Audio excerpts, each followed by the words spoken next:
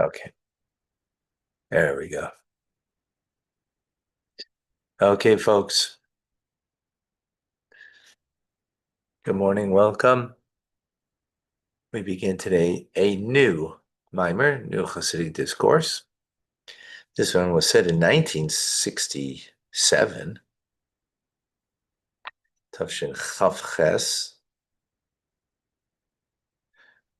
This week's parsha, and it begins with the words V'yitan Lacha Elokim, and he shall give to you Elokim, God's name Elokim, Tal Hashemayim, from the dew of heaven, DEW, Mishmani Aretz, on the fat of the land. This is a blessing that Yitzchak, Isaac, gave to his son Yaakov. And he gave it to him, of course, the famous story. The famous story of Yaakov getting dressed up, looking like his brother, or feeling like his brother at least. The voice is the voice of Yaakov, but the hands are the hands of Esav. And he gets the firstborn blessings, which are rightfully his because he purchased them. But yet he needs to get them in the way he did, something we'll talk about. And when he comes in and he gets the blessings, these are the beginning of the blessings. V'yita again, v'yiten, and he shall give, meaning God shall give. The name Elohim is the reference for God over here. We'll see that's an important point. Excuse me.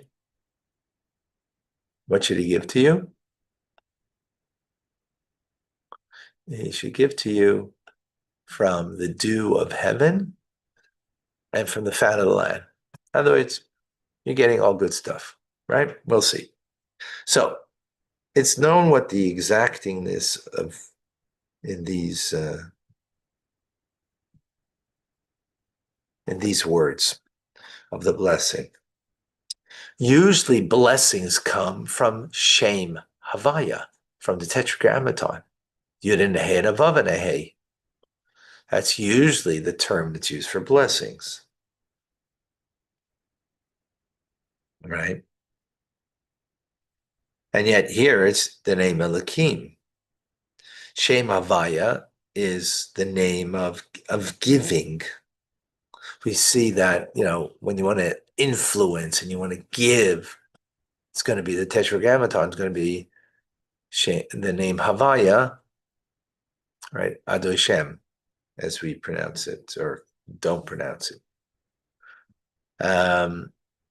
We see that in Birchas Kohanim, the priestly blessings, that it's the words Hashem is used there, right?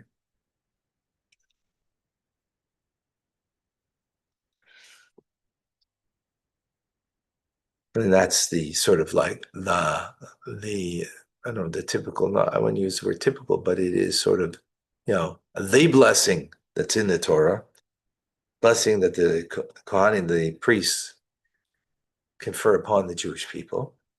And it's with the name Hashem. And here it's with Elohim.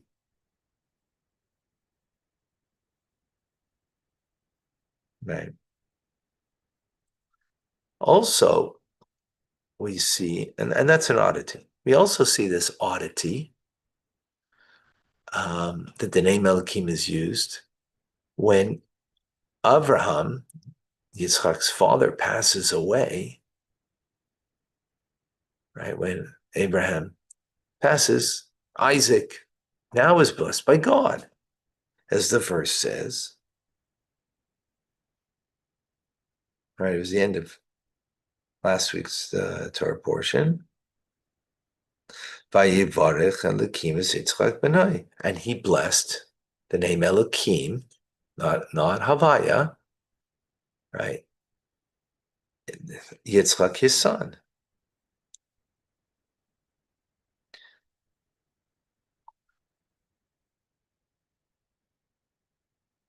So just to contrast that, excuse me, I need my morning coffee and whatever. I guess I'll manage without it. Now, to contrast that with the blessings that God gives to Abraham, the name of Avaya is used. So from this, then, we got to conclude that the first blessing that Yitzchak, Isaac, gets after his father Abraham passes away, and the blessing that that Isaac is conferring upon Yaakov, Jacob, at this point, right, getting the firstborn blessings, they must be connected with each other. We'll see. Okay, so the point of the explanation is as follows.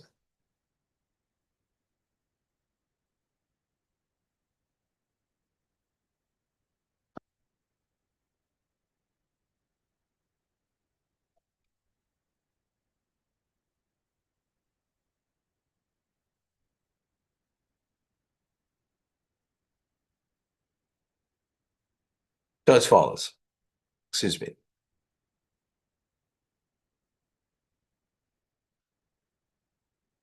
Usually we speak about chesed, kindness, being more powerful than gvura, which is power, which is restraint, right? Kindness is giving, right? And gvura is restraint, is power, the power to, hold back, like, bite your tongue.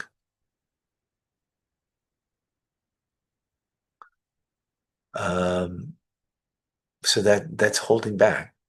But holding back, I guess if you like, holding back the water of a dam, and then the water lets loose, it's much more powerful. So in the act of giving, it's possible that there's a plausibility, shall we say, that it can be much more powerful than in the act of giving from gevura, from power, from the left side, the weaker hand, right? Then that giving that would be coming from chesed, kindness, coming from the right side. And usually the metaphor that we use, well, let's use that here.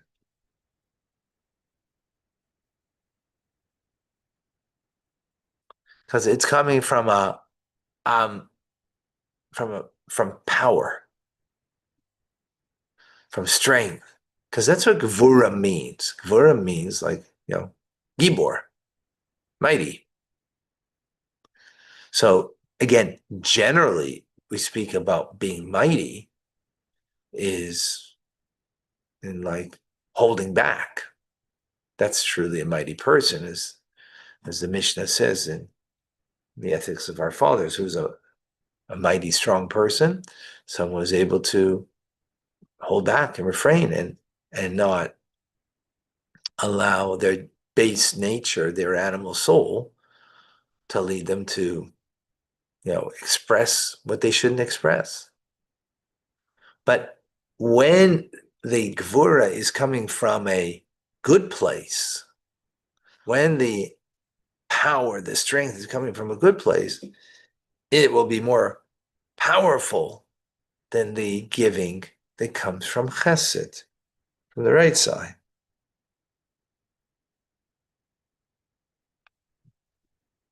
And therefore, in the giving of the blessings of Yitzchak, Isaac, right, that he gives, that he first gets from God, and then later he gives to Yaakov, to Jacob, his son, are greater, more powerful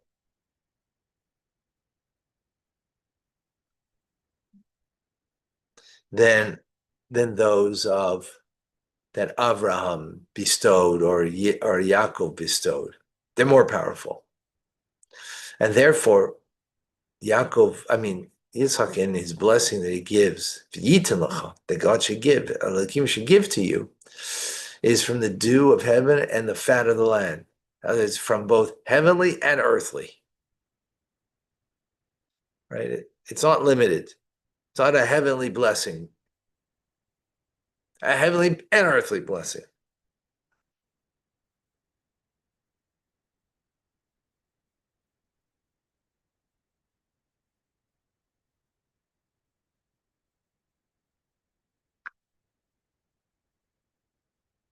So now, with that idea, we can appreciate the verse that says that after the passing of Abraham, that Elohim blessed Yitzchak his son. That Abraham, he's the aspect of chesed. He is loving kindness. He's got a tent that's open on all four sides, looking for wayfarers, to inspire people to give food, physical and spiritual food.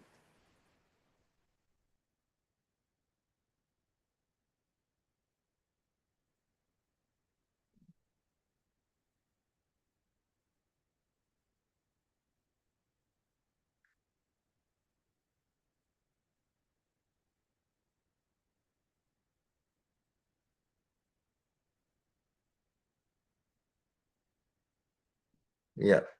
So, but then comes after his passing, that now it's going according to the attribute of Yitzchak.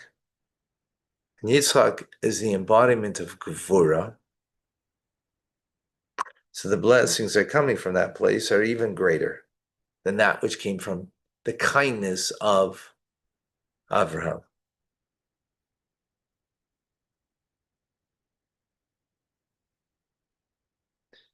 And therefore, this is later as Yitzchak Isaac blesses Yaakov. It's also with this very powerful blessing.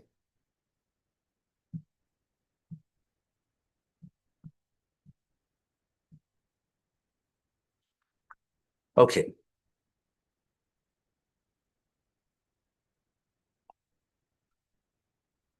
And in the two blessings that are both with the name Elohim, showing power, Gvura, right? The one that God gives to Yitzchak after Avram's passing is lesser a blessing than that which Isaac gives to his son Yaakov, which is the word V'yitin Lecha.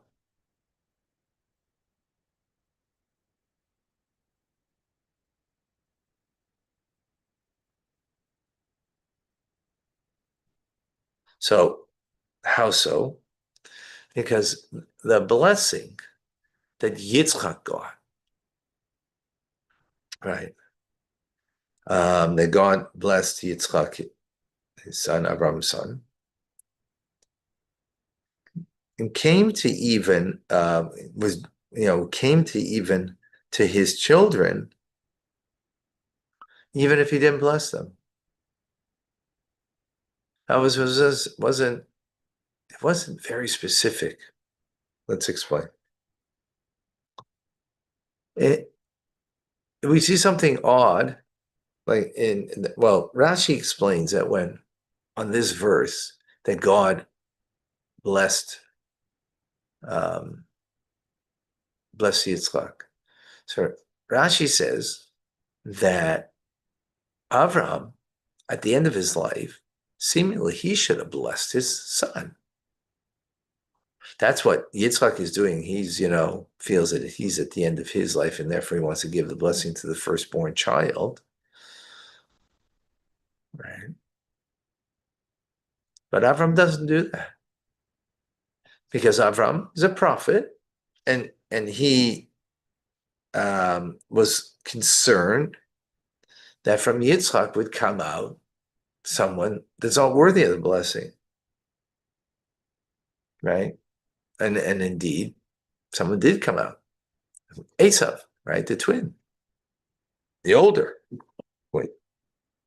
So he had fear, and therefore he didn't bless him. Who came and blessed him then? God. Right?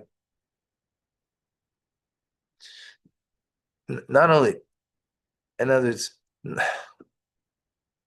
Avram says, you know what? I'm not going to give the blessing. Like God's going to do it. That's the source of all blessing. God, let him come into it. Right? He sees it fitting, and God did. That's what the verse says. From this, we can understand that if Avram would have blessed Yitzchak, the blessing would have also gone to Esav.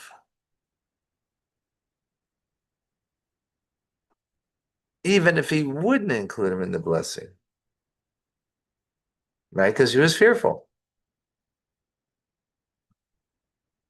So similarly then, in the blessing that God blessed Yitzchak, Isaac with,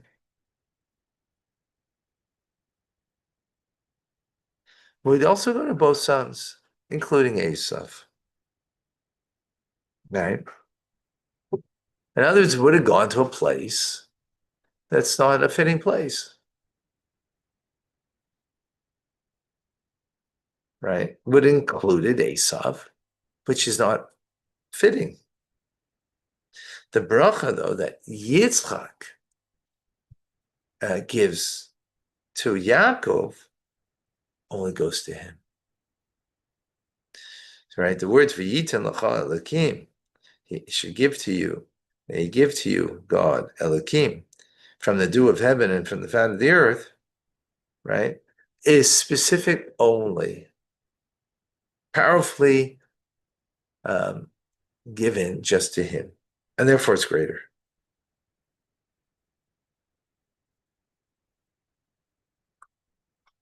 This end we can also appreciate the extra effort that was involved by Yaakov to get the blessings, but in not a normal way. Remember, he went, if you recall the story, Rivka overhears what her husband, Yitzchak, Isaac, is telling Esav, right, who is the first one to come out of the womb. And overhears it, says to him, go, my days have come. I want to bless you. Go and bring me food. This food is the source of, bringing blessings. And I'll bless you. She overheard. She told Yaakov, oh, father wants to bless Esav. It's not fitting for him to get the blessings. You're the one. Let's go and get, go get the food. I'll make it for you. I know what your father likes. I'll make it. And I got to dress you up because Yitzchak at the time was blind. And so he wouldn't see that it is Yaakov, in fact, and not Esav. He wouldn't see that. But as he asked him, come, let me see if it's really you. Yaakov was very fair and light, and Esav was very hairy. So he put on a sheepskin or something like that, goat skin maybe, to feel like when his father would touch him, like it was Esav, because he knew that he was fair and not, a hairy individual. And then by feeling him, oh, the hands are the hands of Esau, but the voice, he said, no, the voice sounded like Yaakov, though. He gave him the blessings. So there was a great effort involved to get the blessing.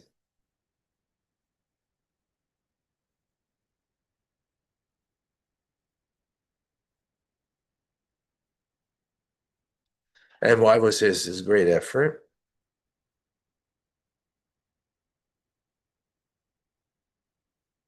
Because the blessing was such a lofty blessing that there had to be a special effort in order to get them.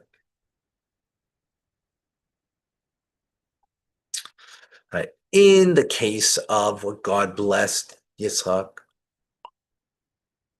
after Avram passed, okay, it's powerful, but it's limited. It's a limited blessing because it's going to the wrong place.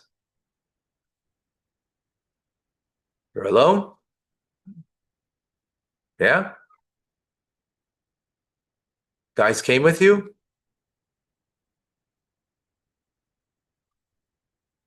Oh, you're gonna less time here. Well,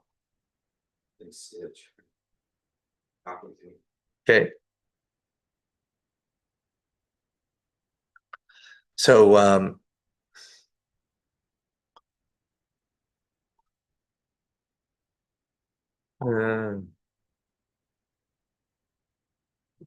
okay.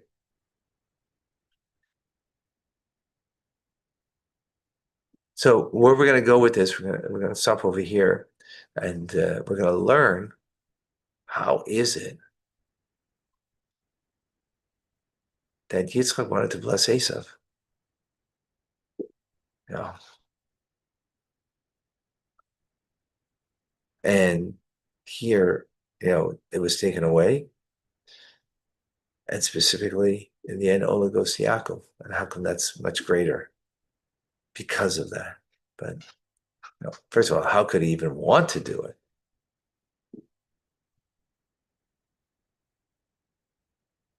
And moreover, anyway,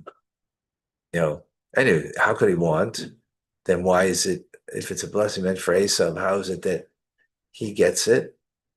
The trickery that went with it, all that we need